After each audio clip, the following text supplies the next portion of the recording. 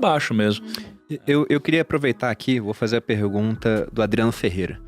Ele falou, aproveitando esse teu raciocínio, né, de que é mais fácil para quem tem dinheiro ter cada vez mais dinheiro, a não ser que faça uma grande burrada financeira. E acho que todas as pessoas conhecem algum caso próximo daquele tipo, né? Meu avô era rico, aí fez uma burrada, perdeu todo o dinheiro. Mas se isso não acontecer, é muito fácil para quem tem muito dinheiro continuar a ter dinheiro. Agora, para quem tem pouco dinheiro, parece que o jogo é contrário, como você disse. Quem tem mais vai ganhando cada vez mais, meio que o princípio de Mateus, né? Quem tem mais será dado, a quem não tem, até o que tem será tirado. Como que o pessoal pode fazer, igual o Adriano tá perguntando, para se proteger daquilo que vai tirando dinheiro de quem tem menos, que é a inflação? A gente vê aqui no Brasil, só nesse ano, se a gente for pegar o IGPM, que é um dos índices inflacionários, né? O índice geral de preço de mercado, ele tá acima de 37% em 12 meses. Então é brutal. Lembrando que esse é o índice que, teoricamente, acho difícil ter acontecido, mas ele reajusta os aluguéis. Então imagina, de um ano pro outro teu aluguel, então tá aqui ó, o reajuste, 40%. Como se proteger disso? Antes de responder, deixa eu só pegar um gancho legal, que assim, que a gente tava falando sobre quanto mais dinheiro você tem, mais rico você fica, né? Mas até um certo ponto. Porque chega uma hora que quanto mais dinheiro você tem, maior a chance de você ficar pobre de novo, né? Por quê? Porque eu acredito que no mundo existe uma... Queria aposta agora. É porque no mundo eu acredito que existe uma certa regulação das coisas, né? Imagina se uma empresa crescesse indefinidamente. Não dá pra Amazon, por exemplo, que hoje tá valendo, sei lá... A Microsoft tá custando mais de 10 trilhões de reais. Né? A gente puxou agora no evento stage. Não dá pra acreditar que a Microsoft, ela vai bater, sei lá, o que vem depois do trilhão? Entendeu? Assim, quadrilhão? Assim, é difícil imaginar esse tipo de coisa, porque chega uma hora que o negócio começa a ficar tão grande, que, cara, não consegue mais virar. Entendeu? Não consegue mais mudar a direção. Então você bate, né? E na nossa vida isso acontece como? Através das gerações. Porque vocês estão construindo patrimônio, vocês entendem, vocês aprenderam, vocês sentiram as dores.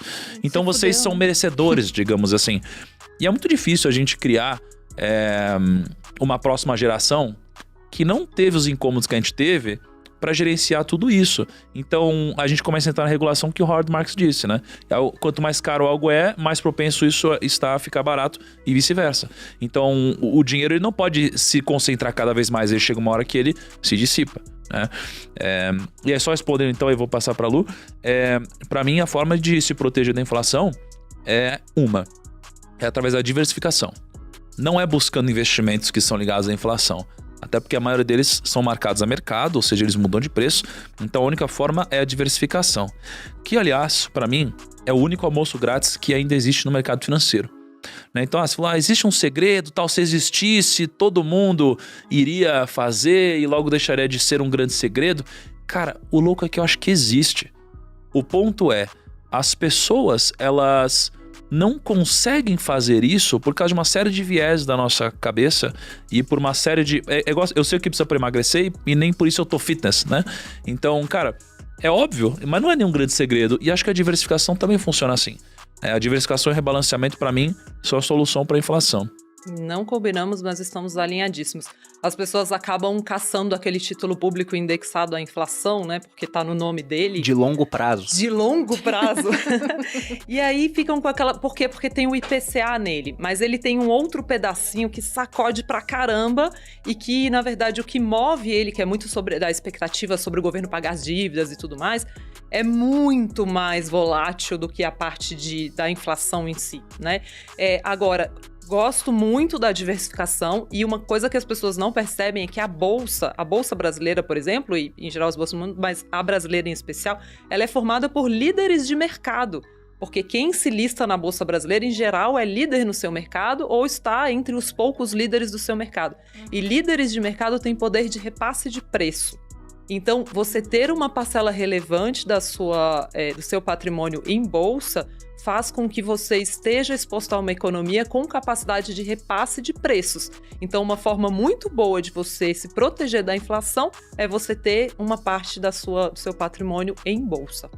Bom, só talvez explicando melhor para a audiência, por que essa questão do repasse de preços? Porque na bolsa você tem empresas. Empresas vendem produtos e serviços. Se os preços começam a subir, o preço da matéria-prima para a empresa vai subir, só que ela tem como repassar parte da subida do preço para os consumidores. E ao contrário do mercadinho do seu Zé, que sofre para fazer isso, porque ele é pequeno, né? ele não tem um poder tão grande assim de repassar esses preços. Na bolsa a gente tem um extrato de empresas gigantescas na nossa economia. Então eles têm muito mais poder de fazer isso em comparação com as empresas pequenas. Por isso que a gente pega a nossa bolsa desde lá de trás, né, tá em 120, 130 mil pontos, você pega as bolsas americanas, não estão próximas disso. Porque aqui a gente teve um movimento inflacionário grande e o preço das ações acabou acompanhando esse movimento. Então, na sua opinião, tendo bolsa... Esses pontos, eu nunca entendi. Essa pontuação foi criada lá atrás, acho que 67, 68, não lembro agora, mas era o investimento feito com 100 unidades monetárias da época, não lembro se era Cruzeiro Novo, a gente testou esse nome várias vezes, né? Não foi por falta de tentativa que não deu certo, mas era uma cesta de investimento feito nas principais companhias da época, então 100 pontos era um investimento de 100 unidades monetárias em cada companhia, e o crescimento disso ao longo do tempo. Esse índice foi sendo refeito, foi dando mais peso a certas empresas, as outras mudou. Nunca foi zerado esses pontos? Não zera, ele vai subindo conforme esse índice ele vai subindo, e o nosso índice está aí beirando os 130 hoje, enquanto lá fora você pega o Dow Jones, que existe desde acho que começo do século XX, talvez um pouquinho antes, não lembro agora de cabeça, mas está muito abaixo do nosso índice, tá o quê? Acho que uns 35 mil pontos, não lembro agora de cabeça. Mas porque o dólar, embora tenha sofrido com a inflação, sofreu muito menos do que a nossa moeda. Então, ter bolsa é uma proteção da inflação? Sim, né? Até certo ponto, a não ser que vire um negócio tipo Venezuela. Que aí já não tem nem mais empresa que consegue repassar isso, a economia quebra. É legal você ter bolsa no mundo inteiro, né? Exatamente. Pra você realmente também sair um pouco da inflação brasileira. A partir do momento que você tá lá fora também, você já tá trazendo outros ingredientes pra sua carteira. Tem que investir lá fora, né? É o prato colorido, é exatamente isso que o Thiago falou. A gente precisa de um prato colorido, gente. É a mesma dica que a nossa mãe, nossa avó deu pra gente, que a Malu fala pra todo mundo. É comida de verdade, é uma carteira diversificada. É exatamente isso. É você ter um prato colorido. Mas as pessoas ficam atrás, né, do grande investimento. Ele não existe. O grande investimento é uma carteira colorida. Mas sabe que eu acho que se existisse um grande investimento, ele estaria dentro das pequenas empresas que entram na Bolsa de Valores. Eu acho, se você olhar, por exemplo, para o histórico de rentabilidade do Warren Buffett, ele hoje dificilmente bate o S&P, né, que é o índice nos Estados Unidos. Então ele fica muito pau a pau com o índice. Por quê? Porque ele ficou tão gigante que ele não consegue comprar qualquer ação. Então você tem trocentas mil empresas nos Estados Unidos, muito mais que no Brasil, e ele só consegue alocar em 50 empresas pelo tamanho do dinheiro dele, né? Então, eu nem sei quantos bilhões ele gerencia, mas se ele quiser comprar um pouquinho de uma empresa que é média, ele compra a empresa inteira. Então ele tem menos margem de negociação. Botou 500 milhões no Nubank agora, isso é nada, né? Isso, 500 milhões de dólares, né? De dólares. Então assim, ele não tem acesso mais a comprar empresas tão fora do radar assim. E olha só, a rentabilidade dele hoje virou a rentabilidade do mercado. Então a única forma de você ter uma rentabilidade feita do mercado é você fazer coisas diferentes do mercado. E as coisas diferentes são aquelas empresas que são menores, as que têm maior upside, né?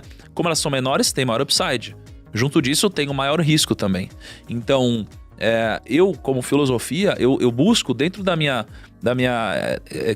meu prato colorido, na parte que eu tenho de ações, eu busco sempre ter um pouco de empresas menores, né? Porque dali, usando a própria convexidade ao nosso favor, alguma vai ser uma grande tacada. Então a gente não precisa saber qual vai ser, mas alguma vai ser uma grande tacada. E eu tenho que ter a consciência que se uma funcionar, ou duas, cara, isso daqui é game changer pra gente, né? Então eu gosto muito disso. E aí no prato colorido, que eu gostei muito disso que a Lu falou agora, eu vou falar o tempo também, todo. Eu vou citar as primeiras vezes ela, depois a ideia é minha. Opa, olha que eu vou ficar acompanhando, hein, pra ver a situação. No prato colorido, eu acho que ele sempre tem que vir alinhado com o rebalanceamento, né? Porque o rebalanceamento é quando a gente consegue, aproveitar muitas vezes, de forma positiva, a emoção que guia os mercados na direção inversa, sabe? Então, tá todo mundo achando que isso aqui tá bom, sua parcela vai aumentar.